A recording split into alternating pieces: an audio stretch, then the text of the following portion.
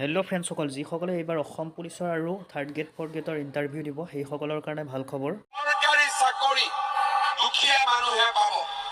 আজিৰ সভাতে মই আপোনালোকক ক'ব খুজিছো যে অহা এবছৰৰ ভিতৰত মই আৰু 50,000 ল'ৰা ছোৱালীক চৰকাৰী চাকৰি দিম।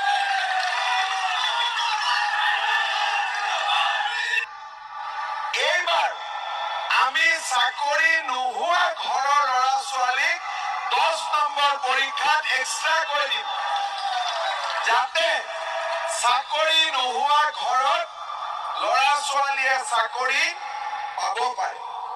শ্ৰদ্ধাৰ ৰাইজ, যেনেকে মই চাকৰিৰ কথা কৈছিলো, ৰাইজক মই কৈছিলো এইবাৰ আমি চাকৰি নোহোৱা ঘৰৰ ল'ৰা ছোৱালীক 10 নম্বৰ পৰীক্ষাত এক্সট্ৰা কৰি দিম, যাতে চাকৰি নোহোৱা ঘৰত ল'ৰা ছোৱালীয়ে চাকৰি পাব পাৰে।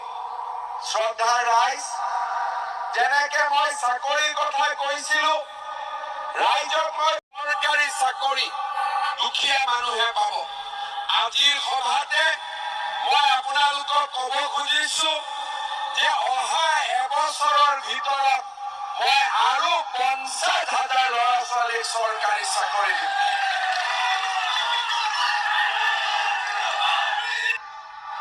এইবাৰ আমি চাকৰি নোহোৱা ঘৰৰ ল'ৰা ছোৱালীক 10 নম্বৰ পৰীক্ষাত এক্সট্ৰা কৰি দিম, যাতে চাকৰি নোহোৱা ঘৰত ল'ৰা ছোৱালীয়ে চাকৰি পাব পাৰে।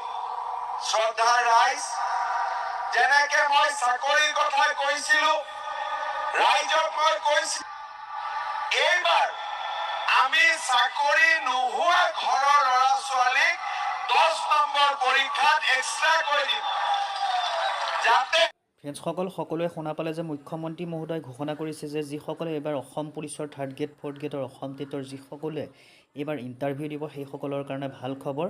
যিসকলৰ ঘৰত এটাও চাকৰি নাই সেইসকলে 10 নম্বৰ এক্সট্ৰা নম্বৰ লাভ কৰিব, মুখ্যমন্ত্ৰী মহোদয় নিজে ঘোষণা কৰিছে।